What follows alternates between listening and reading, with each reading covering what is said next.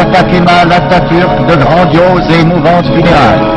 Toute la population d'Istanbul, étreinte par une immense douleur, vient s'incliner devant la dépouille de l'homme qui, en 15 années, a accompli une révolution sociale sans précédent dans l'histoire des peuples musulmans. C'est pourquoi le peuple turc lui a donné le surnom d'Atatürk, père des Turcs.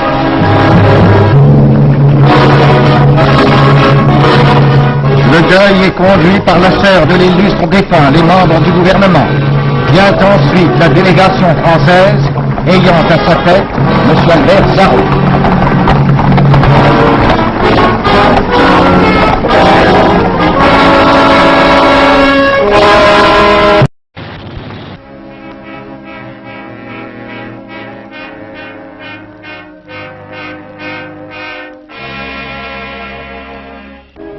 Istanbul fait d'émouvantes funérailles à Kemal Atatürk.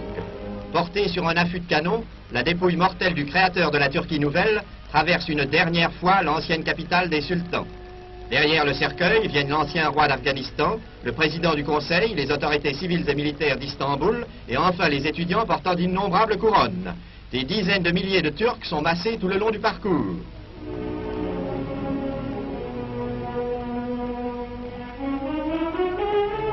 C'est maintenant l'ultime voyage vers Ankara, où seront célébrées les obsèques solennelles.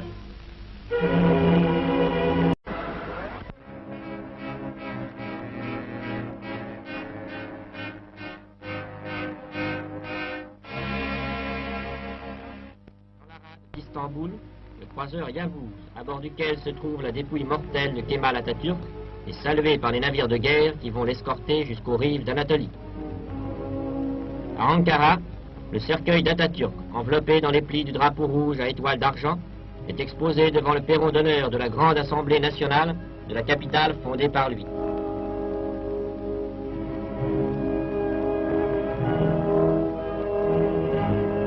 Les troupes turques défilent devant le corps de celui qui les conduisit à une victoire inespérée dans la campagne d'Anatolie.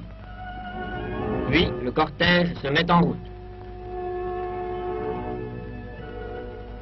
Tout le peuple des montagnes voisines est venu assister aux funérailles, et une foule immense et recueillie s'est massée tout le long du parcours.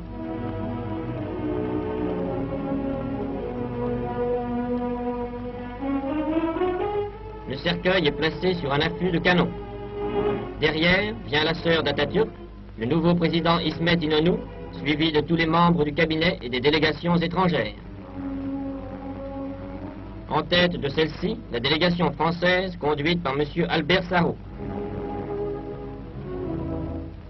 Les troupes composant les différents détachements étrangers, parmi lesquels on reconnaît les Anglais et les fusiliers marins français.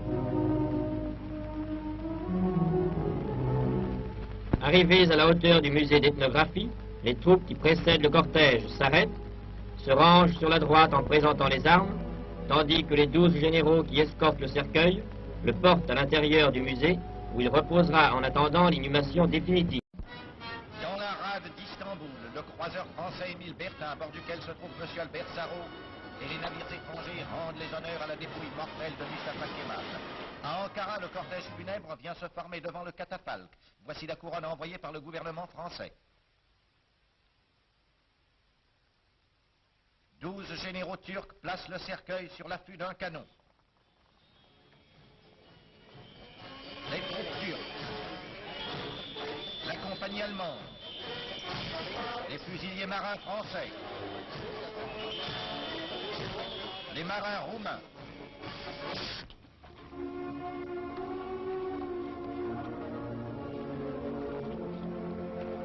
M. İsmet İnönü, le nouveau président de la République turque, le détachement russe et les Anglais.